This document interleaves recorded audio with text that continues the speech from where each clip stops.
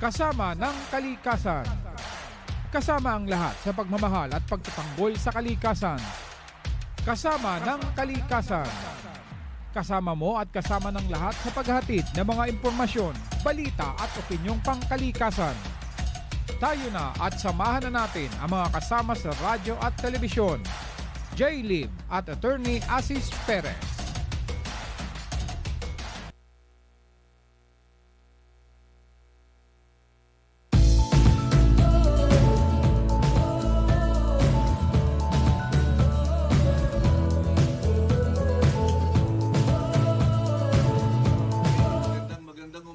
Sa ating lahat, ngayon po ay araw ng Sabado, kagaya ng dati, sama-sama tayo sa ating programang Kasama ng Kalikasan. Pero today, wala si Jay Lim. Nandito siya, pero iba ang ating co-host ngayon. Ang co-host natin, alam natin, kilalang-kilala dito sa lalawigan ng Lucena at siyempre sa lalawigan ng Quezon. Dating leader ng mga, at hanggang ngayon yata, leader pa rin. wala na ako sa transport. Transport group, broadcaster, batikang broadcaster at siyempre kagawad ng lungsod ng Lucena. Kilala natin si Manong Nick Pedro. Pinag-usapan po natin mga kababayan si Manong Nick Pedro para mag-co-host natin ngayon dahil meron tayong special guest na mamaya ipapakilala namin sa inyo. Pero bago yun Manong Nick, welcome to our program. Good morning, Director. Hindi ko nakakalimutan ikaw may Director. At good morning din po sa ating bisita kay mamaya ipakikilala ni Director Asis. Yan. Alam po ninyo, magkaibigan kami ng Nick. Nag-uumpisa kami nitong pareho. Nag-uumpisa ako siguro way back 20 years ago. Doon sa ating programang Kasama ng Kalikasan, doon sa dati pang istasyon. Yes. Sa ating Ibabandupay. Kasama kami ni Man. At napag-usapan nga natin siya to join us today for this very special episode. Salamat po at naging bahagi tayo ng ganitong pagkakataon. Alam mo, Manong Nick, natutuwa naman ako na itong mga araw na ito, mga panahong ito, active itong media ng Lucena at saka ng lalawigan ng Quezon pagdating sa mga usaping advokasya. Yes.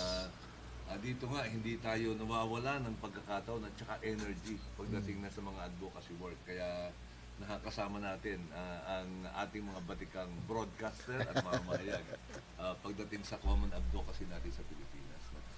Manong Nick, nung isang araw naalala mo, nung naging guest mo ako sa programa mo, pinag-usapan natin yung West Philippine Sea, di ba?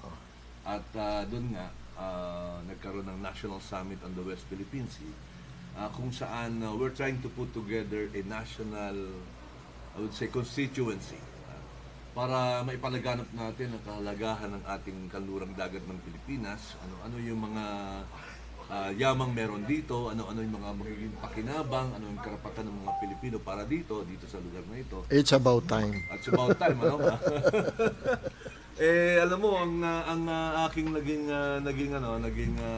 observation way back the last 6 years, medyo parang kulang yung impormasyong lumalabas, tungkol sa West Philippine Sea, Manong, Basta naging papel lang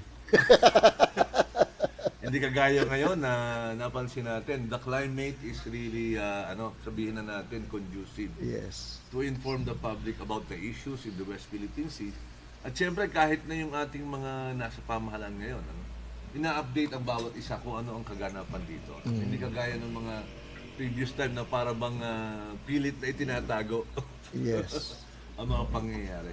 So, Manong Nick, tell us muna about ano bang pinagkakabalahan ng ni Konsehal Manong Nick Pedro ngayon? Ay, siyempre, yung ating public service bilang isang konsehal, nasa last term na ako ng aking muli ikatlong pagkakataon termino. At pero siyempre, ang pagmamahal natin sa media ay talagang naging makatotohanan na buhat nung bigyan tayo ng pagkakataon ni paring Tito na makasama sa sektor ng media nung tagal na, kung ilang panahon na. 30, 40 years ago. Hindi naman siguro, pero hindi ko mabilang. Hindi ko na mabilang eh. Kaya At saka tama, itong napakagandang pagkakataon para, alam mo, meron akong isang pangarap dito sa isyong ito Yes. Pangarap ko na matuto ang tao, magising ang tao, na kailangan sila dito sa ganitong klase ng mga usapin. Hindi lang ito basta usapin sa media, hindi lang ito basta usapin sa mga nakatira doon sa West Philippine Sea, kundi usapin ito ng sambayanan ng buong bansa kung tutuusin. Tama. Kailangan nating mapalaganap, kailangan nating maanyayahan ang bawat isa. At matuto. Na maging bahagi nito, ano ha? Atin lang ayusin ng konti yung technical dito. Medyo merong konting glitch dito, no, sa computer natin. But the point is, Manong Nick, na magandang pag-usapan ito. Lalong-lalo na kung meron tayong kaharap na expert. Tama. Sa usapin, ha? Tama. Siyempre, tayo naman, meron po tayong expert mamaya, na ating ipapakilala. Pero bago 'yon, pakinggan muna natin yung ating introduction, yung ating sagip kapaligiran na inihanda naman ni kasamang Randy Remontigue. At maya-maya pagkatapos noon, ipapakilala natin yung ating guest. Sige. Okay. Panoorin po natin.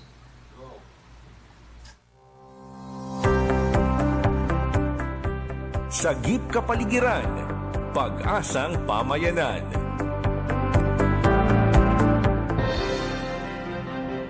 Lubang nababahala na ang Armed Forces of the Philippines sa patuloy na pagdagsa ng mga Chinese fishing vessels sa West Philippine Sea. Sa monitoring ng Westcom nito lamang nakaraang linggo sa bahagi ng Rizal Reef na may layo lamang na 148 kilometers sa Palawan at nasa loob ng exclusive economic zone ng bansa ay nasa 20 malalaking fishing vessel ang halos din na dito umaalis.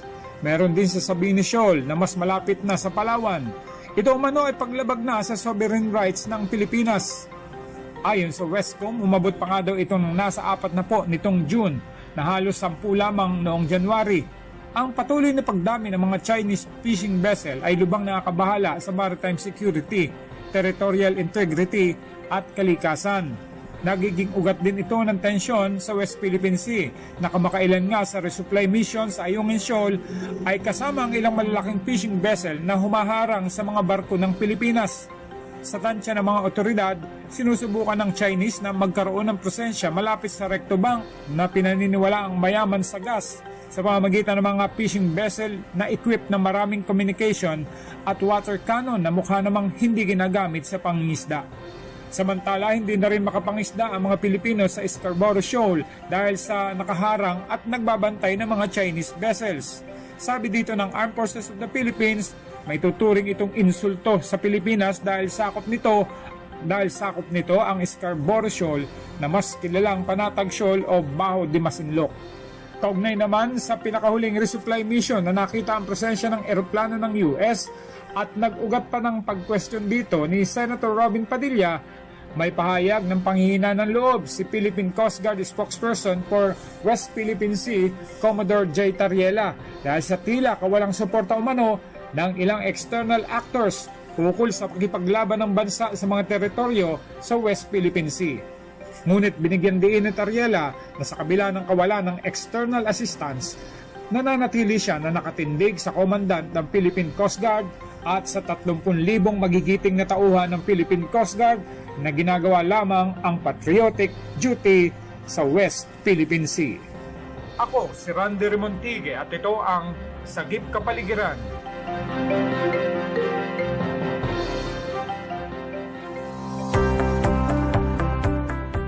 Sagip Kapaligiran, Pag-asang Pamayanan.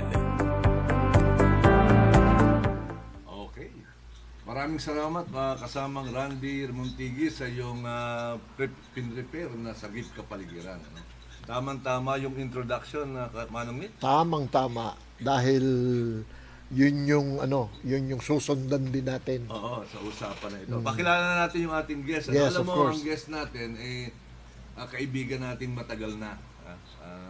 Kahit ito'y kinikilala ng buong Pilipinas at hindi lang Pilipinas. Ang tawag ko lang dito ay first name basis kami ng boss ko na ito. Dahil kaibigan natin. Ang ating bisita ngayon ay actually pinanganak siya sa Oroqueta, Misamis Occidental.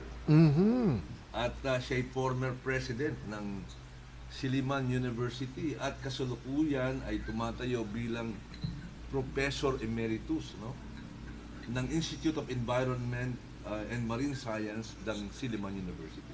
Siya rin yung kauna-unahang dean. Alam mo, doon sa UP Los Baños, meron doong Institute of Environmental Science and Management. When it was established, he was the first dean. Talagang tamang-tama. Oo. at siyempre, sobrang dami ng mga nasulat, ng mga libro, mga publications, over 30 manuscripts, books, and published works ang nasulat nitong ating guest na ito. Siya din ay consultant ng napakalalaking international organizations kagaya ng World Bank, United Nations Development Program, at saka yung USAID, yung US Agency for International Development, among others. Siya yung mga nag-review ng mga ginagawa ng ibang mga tao at nagsusulat. Dati rin siyang nasa gobyerno. Oh, I see. Naglingkuran, pareho natin. Naging lingkod bayan din. Dati siyang undersecretary ng Department of Environment and Natural Resources nung panahon ni President Ramos. Oo, secretary noon si Sec Alcala, no? During that time. At kasama natin, isa sa mga major speakers siya pagdating sa usapin ng West Philippine Sea. Lahat ng forum, hindi pwede hindi kasama to. Kasi siya yung may malalim na kaalaman at karanasan pagdating dyan sa issue ng West Philippine Sea. Mga kaibigan, help me welcome, Manong Nick, ang ating kaibigan, si Dr. Ben S. Malayang III. Yan. Manong Ben, maraming magandang umaga po. Magandang umaga naman, Atty. Asis at Manong Nick. Ayan. Okay. At it's a pleasure to have you. Thank you for accommodating our request, no? Na tayo magkasama at maipaliwanag mo sa ating mga kababayan ang kahalagahan nitong ating pinag-uusapan ngayong araw na ito, ang West Philippine Sea, no? Ano Ben? Doc Ben, itong West Philippine Sea, pag pinag-usapan natin, more or less, ano bang laki nito ng West Philippine Sea? About 30% ng buong karagatan ng Pilipinas. At mga galing Batanes hanggang Sulu, extending to around more than 200 miles from our shorelines. Ganun kalaki yun. So, kung tutusin mo, hindi 30% lang siya sa buong mga karagatan ng Pilipinas. When I say karagatan ng Pilipinas, kasama yon yung territorial na mga karagatan natin. At saka yung karagatan natin na binibigay sa atin bilang exclusive economic zone. Ang diferensya ng dalawa, yung territorial, meron tayong soberenya doon. Pero yung exclusive economic zone, meron tayong paggagamit, unang paggagamit ng mga likas yaman doon. Pero wala tayong soberenya doon. Pero sa atin ang likas yaman doon. Yun ang sinasabi. Tayo ang pwedeng gumamit ng mga yaman, ano? Yes. Doc Ben, kasi minsan, ang kala nila, pagdating sa dagat, pinag-uusapan. Ang pinag-uusapan na yaman lang, isda. Yun yung, Manong Nick, yung karaniwan nating impresyon, ano? 30% ng kalupaan ng Pilipinas yung sinasabing Nung buong karagatan. Karagatan. Ang ganun kalaki, ganun di karami yung laman nito, di ba? Oo, kung tutuusin mo, ang kalupaan ng Pilipinas ay hanggang mga 30 milyon na hektarya. 30 milyones na hektarya. Pero yung ating karagatan, almost 220 million hectares. So, kita mo na parang 7 times more than our land. At dahil na nandiyan tayo sa equator, almost sa middle ng, nasa tropical area tayo, makikita mo na ang ating mga karagatan kalupaan ay very productive in terms of biological resources at ganon. And so yung karagatan natin ganon din. Especially yung karagatan ng Pilipinas na karamihan hindi malalim. Now, bakit importante ito? Kasi kung hindi malalim, nakaka-penetrate yung sunlight all the way down. Pagkatapos, medyo maalon sila, which mixes all the nutrients in the water, di ba? Tapos, mataas yung tinatawag na oxygenation, pag-absorb ng oxygen from the air dito sa karagatan natin. At the combination of a lot of oxygen, a lot of sunlight, a lot of nutrients, create a lot of life forms. Kaya hindi na sorpresa na ang Pilipinas tinutukoy na among the global centers of marine biodiversity. Sobrang yaman pala talaga, Doc Ben. Ang kayamanan natin nasa ating mga uri-uring mga likas yaman na may buhay. For instance, sa buong mundo, pang-una ang Pilipinas sa biodiversity, species diversity ng terrestrial fauna, yung mga animal sa kalupaan. Pero tayo ang number 1 sa buong mundo sa biodiversity sa karagatan. In terms of per capita number of species we have more per capita species than the rest of the world. So tinutukoy ang ating karagatan, especially dyan sa may Verde Passage, na center of biodiversity, marine biodiversity ng mundo. Doc, ito nakakalula talaga Manong Nick, ano? Ganun pala medyo hindi ito masyado napapag-usapan pagdating sa kahalagahan, ano? Hindi masyado napapalaganap, kaya tama-tama yung pagkakaroon natin ng guest na magbibigay ng linaw ng mga ito. Doc, nabanggit mo kanina na ang dahilan nito yung combination ng oxygen, sunlight at saka yung babaw. May kaugnayan pala yung babaw. Oo, kasi ito yung tinutukoy ng Ingles na littoral, littoral, littoral seas. Littoral is yung mga mababaw, mga from 0 to 100 meters deep. Pagkatapos, so ibig sabihin, nakaka-penetrate yung sunlight all the way down. Kaya by the way, kung sasabihin natin fisheries or pangisda or mga ganyan, ang tukoy ng fisheries na yan, hindi lang yung isda, kundi lahat ng mga nakukuha galing sa ating dagat, na nagagamit ng tao. Kaya kasama diyan yung mga animal na mga isda at saka shells, mga ganyan. Kasama din diyan yung mga plants gaya ng mga seagrass at saka seaweeds, ganyan. Kasama din yan. Pero isa sa mga pinakahalaga para sa akin na hindi pa natin nakikita, palagay ko talagang yung mga microbiotic diversity ng ating karagatan. Microbes. Okay. Bakit importante ito? Dahil yung tinatawag na biotechnolohiya, gumagamit yun ng mga microbes. Now, tingnan mo lang, isang exemplo lang, yung erythromycin. It's a $23 billion a year medicine ngayon, di ba? Antibiotics yan eh. Pero niyo ba alam na ang galing dyan, yung isang microbe lang doon sa isang kalupaan doon sa Iloilo in 1958. So, and could just imagine the value of one microbe. Pagkatapos, nakikita ng ating siyentipiko na si Dr. Luli Cruz ng UPMSI na yung mga cones natin, shellfish na cones, may mga natural na mga produkto, yung tinatawag na natural products, na mga makukuha mo para magamit ang mga yung pang-ease ng pain na mga ganyan. Parang muscle relaxant or pain reliever. Mga ganyan, marami siyang magagamit para pang medisina. Yun lang, general. general sabihin natin, na Oo. makapakinabangan sa medisina. So, if center of the center tayo ng biodiversity, baka yung biodiversity ng ating mga microbes dyan sa karagatan, marami din yan na pwede natin mapakinabangan.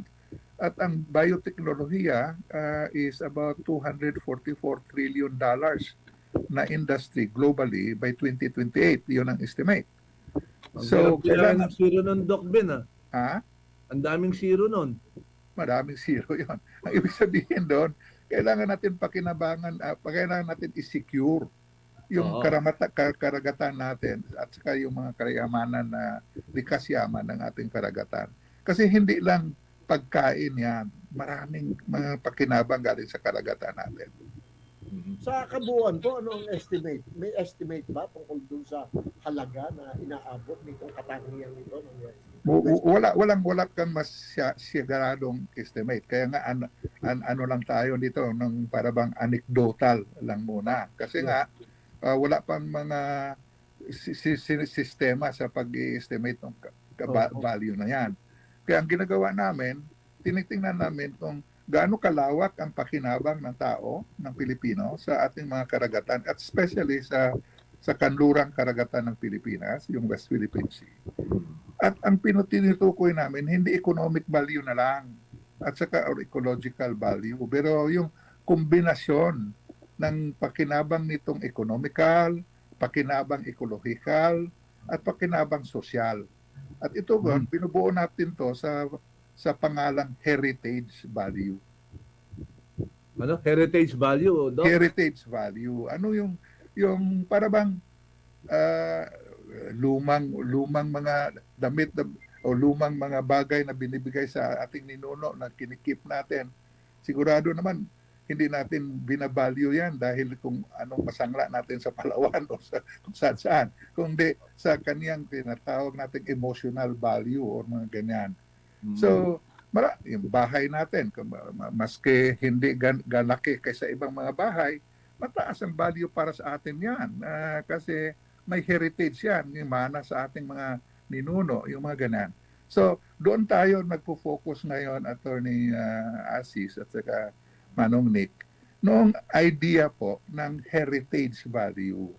Oo. Na hindi yan mabibigyan ng peso equivalent. Kasi para sa akin yung usapin na magkano lang naman magpakinabang natin dyan, ilang pesos lang magpakinabang natin o ano lang makukuha natin sa mga bagay na yan.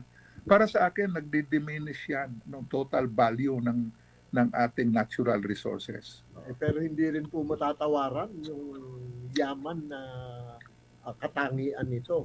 Ang tingin ko nga, hindi lang tayo ang makikinabang niya, kundi buong sa katauhan. You are right. You are right, Manong Nek. In fact, ang papel na nasulat namin lately, pinapakita namin na ang nakikinabang ng mga tinatawag natin na serbisyong pang-ekolohiya sa West Philippine Sea ay hindi lang Pilipino, kundi mga katauhan din na nasa mga periphery ng South China Sea at even the world. For example, ano ba talaga ang makukuha natin sa ating karagatan, especially the West Philippine Sea? Yes. Number one, yung mga nakakain natin, mga isda, mga ganan, yung nagagamit natin para sa tao, mga seaweeds na nagagamit sa ating industriya, yung mga microbes na sinasabi ko na magagamit sa agrikultura o magagamit sa medisina. Okay? Isa yan. Pero meron pang iba. Yung ating karagatan, nagre-regulate din ng ating yung tinatawag natin ng mga weather systems at saka mga sistema na nagkakaroon ng mga rainfall patterns, ganon.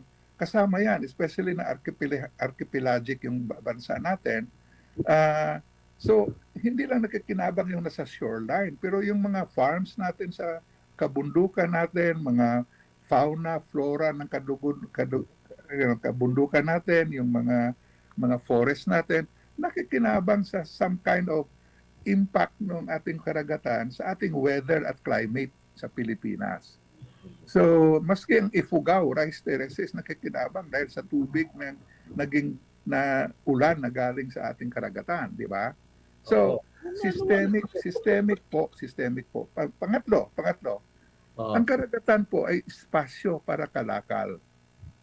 Ang South China Sea po, where parte dyan yung ating West Philippine Sea, makikita mo po na according to the estimate, 23% of global trade nagpa-pass through the South China Sea at the West Philippine Sea. 23%. Anong ibig sabihin yan? That's around 3.4 to 5 trillion dollars of commerce going through this. And itong komersyo na ito, nakikinabang nito mga bansa na nasa karagatan, nasa around the South China Sea, even Korea, Japan, China, tayong lahat nakakinabang nito. And so, dahil kalakal ang komersyo, ang pinaggagalingan niyan na kung saan-saan sa mundo, nakakinabang din sa nangyayari dyan. So, pakinabang talaga sa lahat. Pagkatapos, pangatlo, sa ating bansa po, ang estimate po ang kalakal natin, mga exports natin ay mga 65 bilyones dolyares noong 2020. At saka nag-i-import tayo ng around 89 billion dollars noong 2020 na yon. Karamihan noon, 90% for sure, ay doon, saan yun dinadala? By dagat, by shipment. And most of our ports, kung tingnan mo yung mga ports ng Pilipinas where pumapasok yung mga galing sa ibang bansa ng mga goods and services, nasa West Philippine Sea. Port of Manila, di ba? Subic, di ba? Port of Batangas. Yun. Palabas yun sa West Philippine Sea. Zamboanga, even Cebu. So, Iloilo, di ba? So ibig sabihin niya na talagang napakaraming gamit at saka pakinabang dito sa West Philippine Sea, be it on the ecological, pagkatapos yung pagkain nga at saka yung komersyo. At yung binabanggit mo kanina, yung parang heritage, yung pamana pa, maraming pamana yan. Dapat tingnan natin yung ating mga natural resources ng Pilipinas na pamana. Hindi lang na medyo pangpamasagana. But pamana din. Kaya pero Doc, di ba mahalaga din, Manong Nick, yung minana mo dapat ipamana mo rin? At dapat Tama. Kaya po attorney Asis, yung sinasabi ng ating mga prinsipyo sa ekolohiya, na intergenerational equity. Na panalo nung tinatawag nating oposa versus factora na napapakita na sinabi ng Korte Suprema na dapat mapakinabangan din ng ating mga kabataan in the future yung ating mga pamanang likas yaman. Doc Ben, alam mo, kanina pinag-uusapan natin yung biological diversity. Pero hindi ba doon sa West Philippines rin malaki yung deposit natin, halimbawa ng minerals? Kasama din yun sa ating mga makinabang doon, yung enerhiya na makukuha natin. Ang na-estimate nila Dr. Batong Bakal, noong 2013 na in-estimate nila ito, almost $1 billion per year yung nakukuha natin sa Malampaya lang. At saka $1 billion per year. $1 billion a year. At saka around $500 million dollars per year in foreign exchange savings na hindi na natin kailangan dahil meron tayong sarili.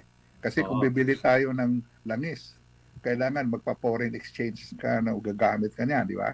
So, yun yung mga pakinabang. Katapos, sabi nga noong 2012, by 2012, na-estimate na yung ating Malampaya, kung ayusin lang ang paggagamit, etc.,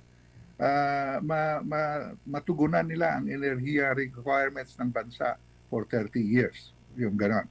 Pero, of course, nakinabang na tayo dyan. For example, because of Malampaya, nagkaroon ng mga local energy companies tayo, di ba? So nag-value adding yon. Oo. Ngayon, importante na makita din natin na kung sakaling nakinabang na nga tayo sa Malampaya, may malaki pa na sigurong mas malaki pa na deposito sa may Recto Bank. Yung Recto Bank na bahagi yun ng exclusive economic zone, Doc. That's right. Oo. Kaya Ang narinig mo nga doon sa DOE, Manong Nick, Doc, sabi nila yung Malampaya daw, yung lakas daw ng Malampaya before, kada 10 bombilya daw sa Luzon noon, ang nagpapailaw daw noon, 6 daw doon yung Malampaya. Nung kalakasan, nung Malampaya, ganun kalaki.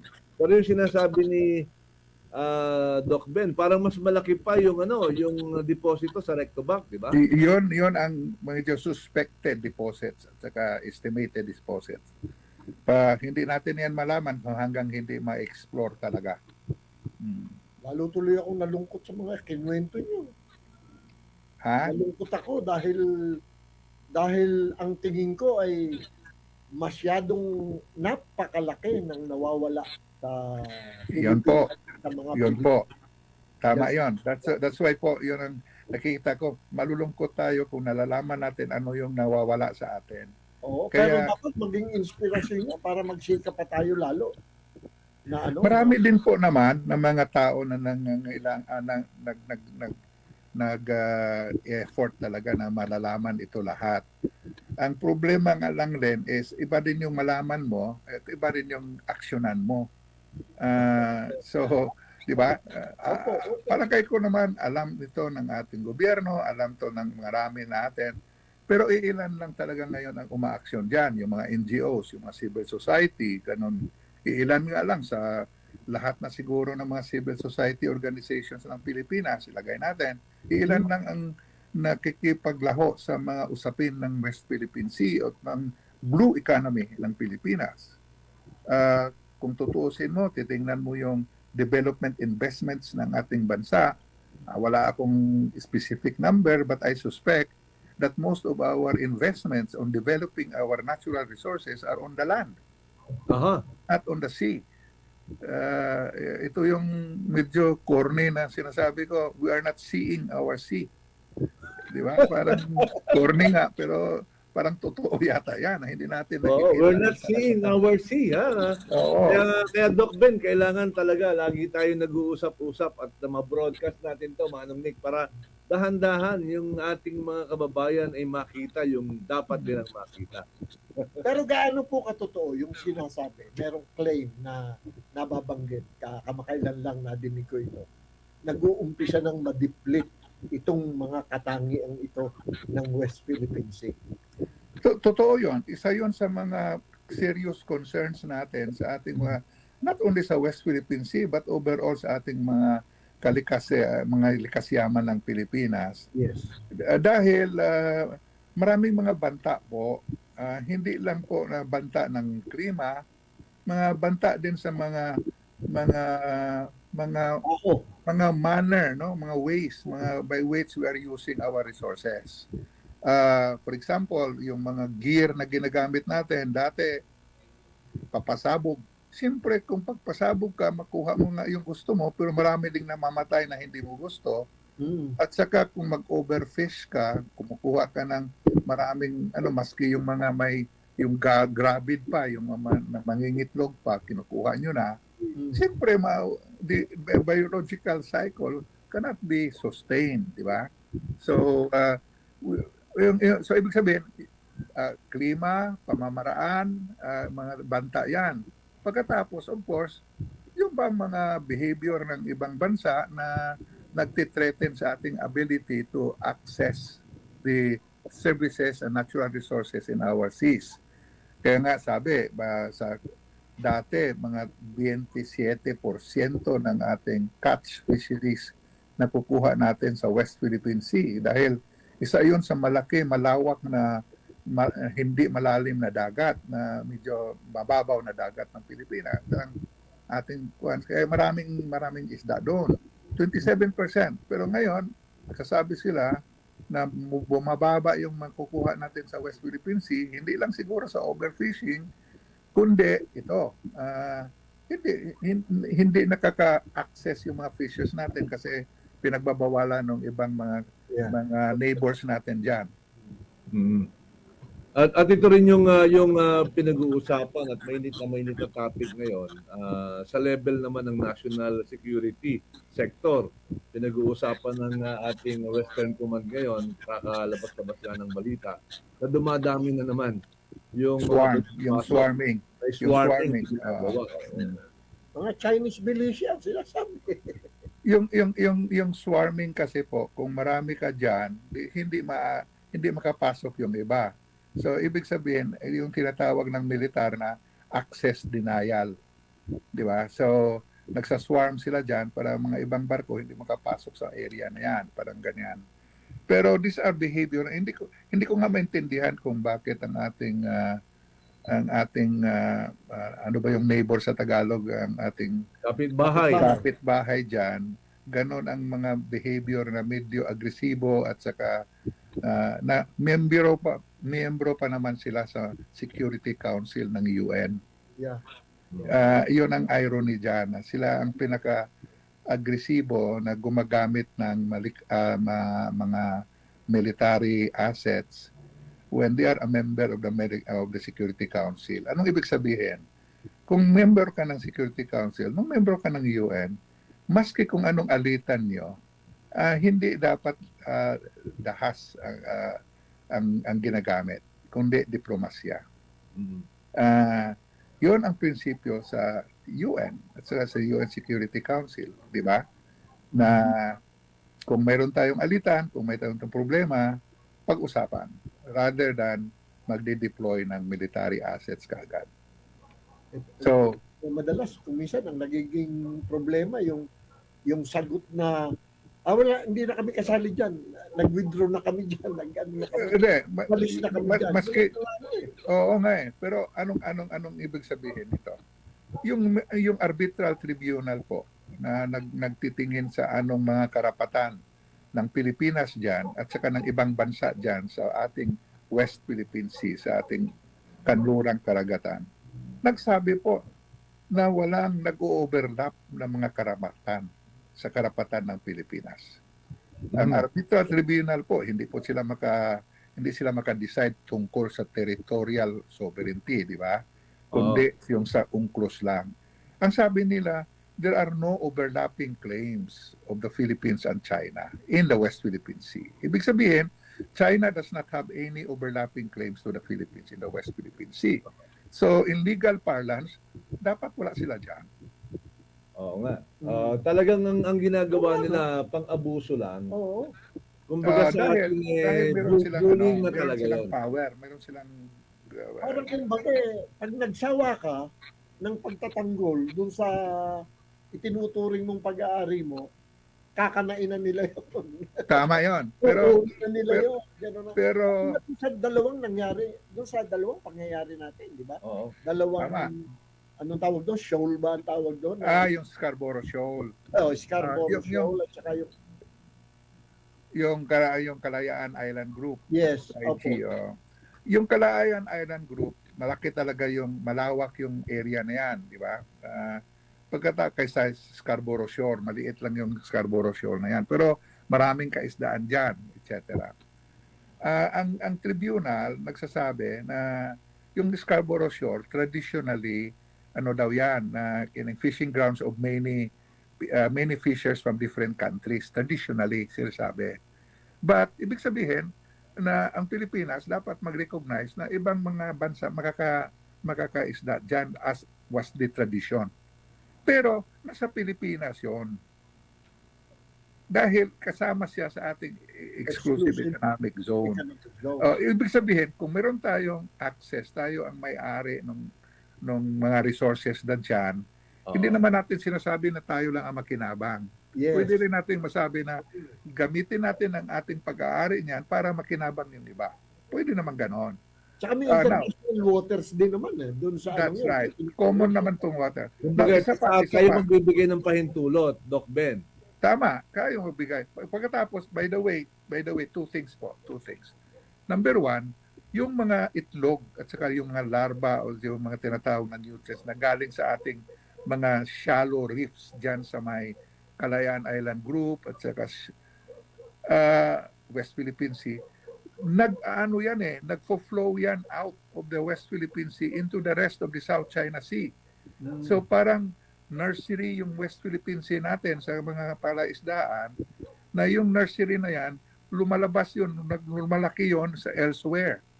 So nakikinabang ang parang paitlugan lang, parang ganyan ba ang ating karagatan dyan. Tapos nakikinabang yung Vietnam, yung Malaysia, Thailand, China, kasama ng China, sa mga lumalabas na mga nutrients at saka larvae at saka yung tinatawag nating propagules na lumalabas out of... Alam nyo, Doc Ben, eye-opener yung sinasabi nyo yan Sa akin, naramdaman ko, naramdaman ko yung gano'n. Palagay ko, ang mga mamamayan, pagka maririnig kayo, maiisip din, nga pala, hindi lang pala yung presente, kundi yung future. Kasama rin dyan sa sa issue. Tama po. Ang future talaga. Malaki na ang serbisyo natin, hindi lamang sa ating bansa, kundi sa labas. Sinasabi nga ni Doc Ben na nakikinabang yung halos lahat sa China Sea dyan, sa mga itlog, mga larvae ng isla na nandyan. Pero yung kung kaya permission ng gusto yan, di apektado rin yung iba. Pero Tama.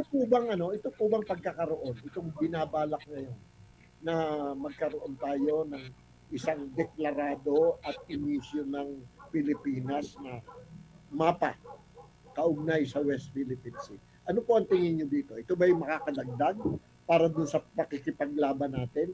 Ito ba'y makakadagdag para sa kumbagay maging katangian para yung claim natin dyan sa West Philippine Sea sa darating na Opo. Sa tingin ko po, ganun din po na makinabang tayo yan. Parang ganito kasi yan Tayo ang may titulo. Tayo ang may titulo. So maski sino man ang magsasabi na amin yan o dahil sa dakas, naglalagay sila ng presensya nila dyan, di ba? Kaya yung tinatawag na illegal settlers natin, maski pa nandyan sila dyan, at hindi natin mapapalabas dahil mas malakas sila sa atin pa rin ang titulo. Hindi pa rin nila mapapaari yan. Hindi Sir Ben, hindi sila informal settler, illegal settler. Illegal settlers na sila ngayon. Oo. So, yun ang sinasabi ko na nangyayari diyan. Kaya meron din silang hawak na titulo Yung hawak nilang titulo, 10 dash line na. hindi sinasabi doon sa arbitral tribunal na walang basihan yun Walang basihan. Yes, true. Oo That's true. By the way, hindi naman, for information lang ito, yung 9-dash line na yan na kiniklaim ng China, ang unang nag-claim dyan ng 9-dash line na yan, si Chiang Kai-shek, hindi si Mao. So, bago nagkaroon ng People's Republic of China in 1948, nag-claim na si Chiang Kai-shek yung tinatawag na Republic of China pa, na before that. Pagkatapos, kaya sabi ng Taiwan, kasi sila ang Republic of China, napaalis sila sa mainland, amin yung 9-dash line na yan, hindi sa China. People's Republic. Oo.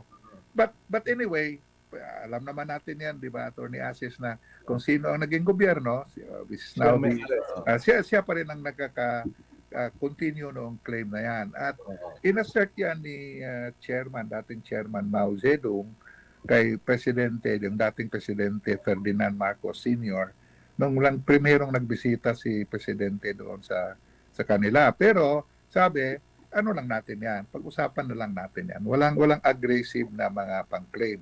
Gaya ng marami namang mga lugar sa mundo na nagkaroon ng conflict sa mga claims, pero ng territory, ng claims. Pero sinasabi, huwag na lang, i-maintain na natin yung ating mga usapin dyan na hindi tayo nagkaigi sa ating territorial boundaries, pero it does not mean that hindi tayo mag-cooperate in other things. Yun ang civil Di ba? Precisely. Ang naintindihan ko po, although kailangan i-check rin to ng iba, ang mga relasyon ng mga bansa, nag-iibang layers yan eh. Sa isang layer, for example, sa political at saka sa layer, gaya na sa West Philippine Sea, hindi tayo nagkaigi. Medyo nagkainggitan, nagkaalitan tayo dyan. Okay. Pero sa second layer, another layer sa economic at saka trade, friends tayo ng China, friends tayo ng Vietnam, and we're buying rice from them, they're selling rice to us. Di ba? So friends tayo dyan, nag-exchange tayo ng cultural visits, di ba? So ang sinasabi ko, tingnan natin yung pangatlong layer na friend or foe, dito dapat magkaisa tayo sa pagpoprotekta ng mga pakinabang ng buong mundo na hindi naman pakinabang lang namin, pakinabang ng ninyo, pakinabang natin lahat ito. Ito yung tinatawag na universal commons. And what I'm trying to say po is this.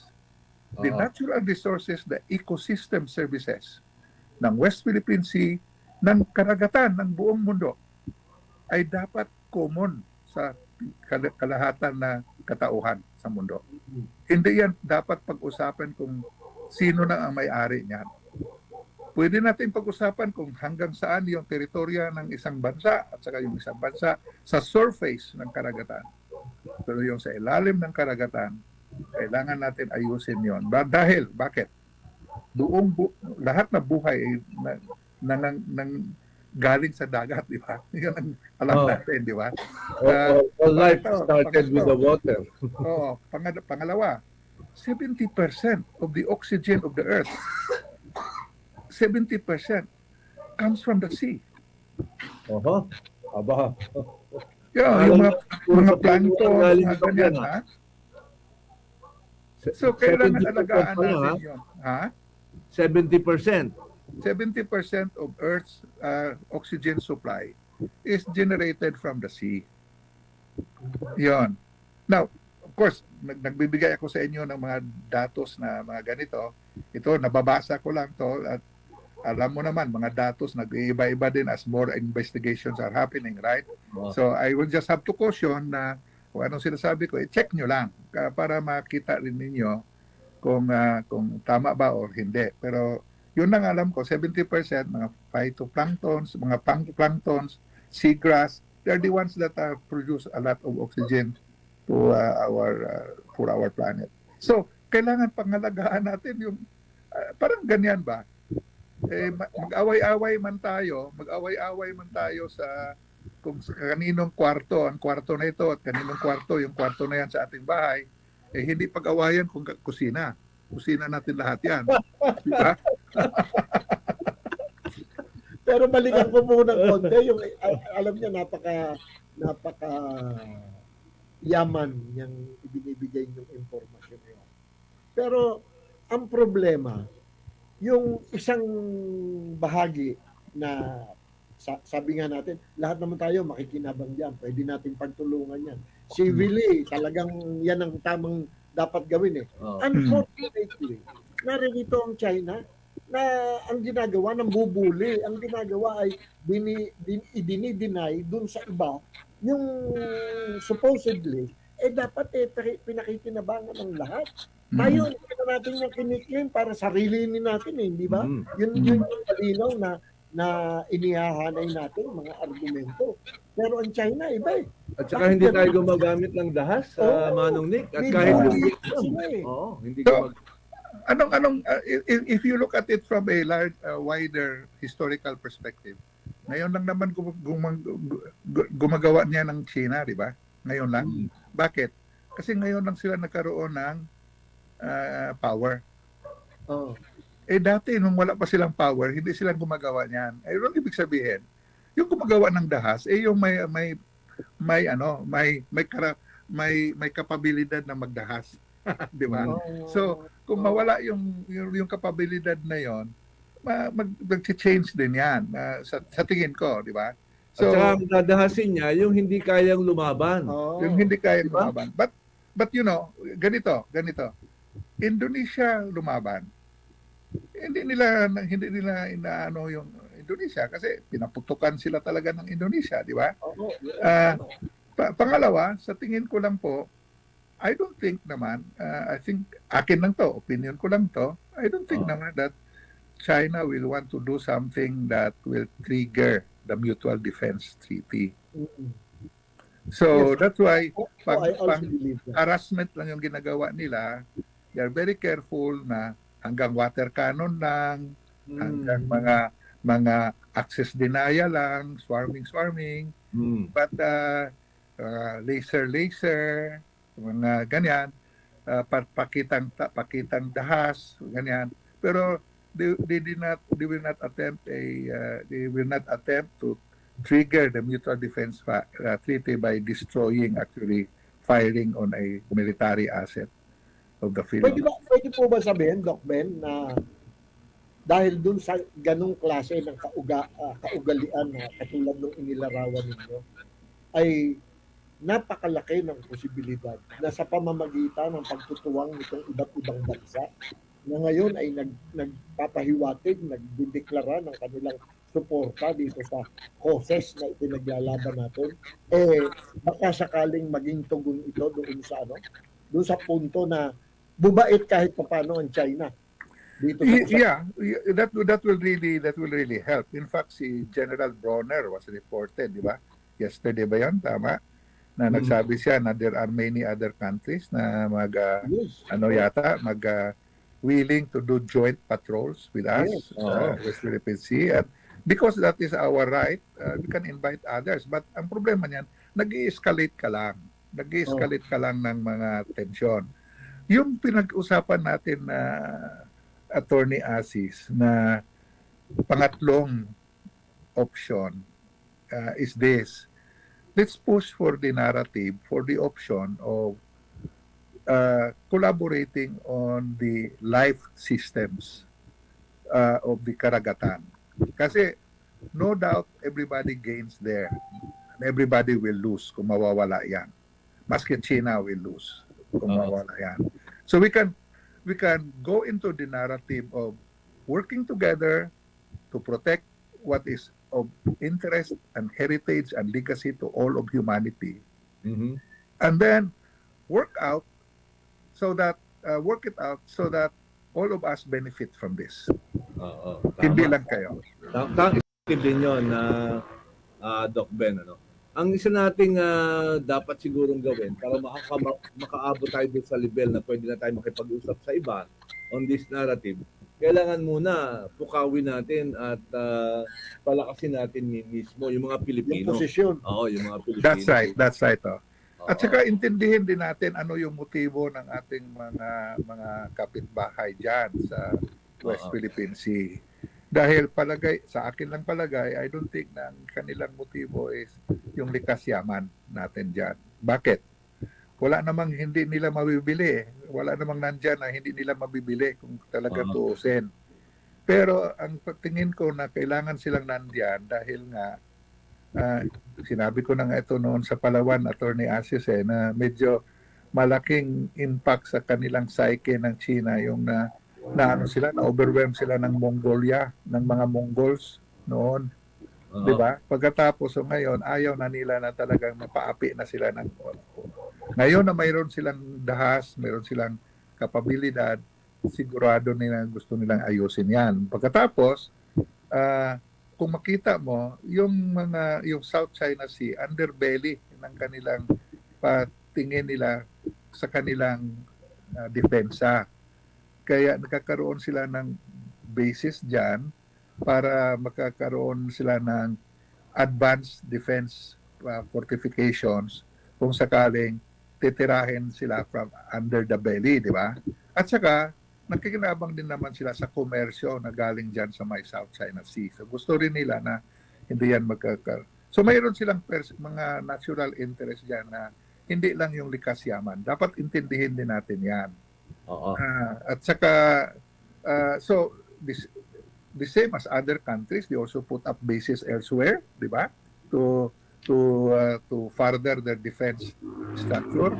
Pero ang usapin dito is whatever you say in that level, the fact is, kailangan natin yung common natin na kusina, isa lang ang kusina natin. Oo, tama.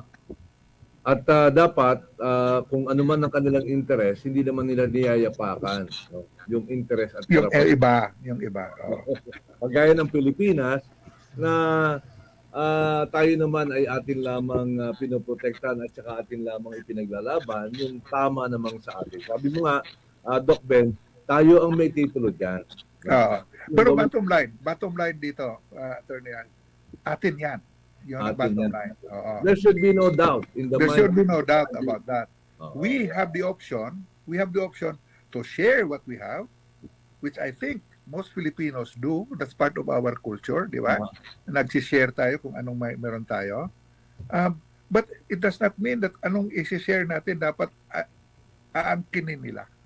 Oo. Especially yung capability natin to share. So that is very clear principle number one. Hindi yan dapat compromise yung posisyon na yan. Atin Ayun, yan.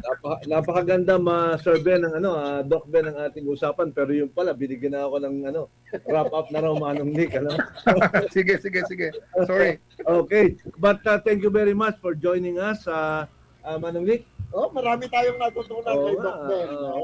Thank you so much. Thank you so much Sige. for joining us. Hanggang sa muli, Doc.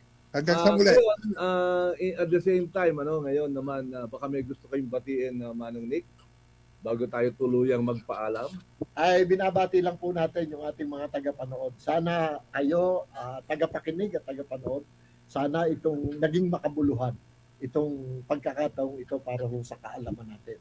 Sabi ni Doc Ben, kinakailangan nating magkaroon tayo ng sarili nating pagtindig dito sa bagay na ito. Pagtindig na makabuluhan din para sa sangkatauhan. Ayun. Maraming salamat, Manong Nick. And with that, ito po si Atty. Asis Perez at siyempre, thank you very much sa Manong Nick for joining us. Doc Ben for joining the discussion. Hanggang sa susunod na Sabado po, muli tayong magsasama-sama dito pa rin sa ating programang Kasama ng Kalikasan. Kasama ng Kalikasan. Kasama ang lahat sa pagmamahal at pagtatanggol sa kalikasan. Kasama ng Kalikasan. Kasama mo at kasama ng lahat sa paghatid ng mga impormasyon, balita at opinyong pangkalikasan. Tayo na at samahan na natin ang mga kasama sa radyo at telebisyon. J-Lib at Atty. Asis Perez. Domingo Veterinary Clinic and Grooming Center, Pearl Street, West Employees Village, Lucena City. Cellphone numbers 091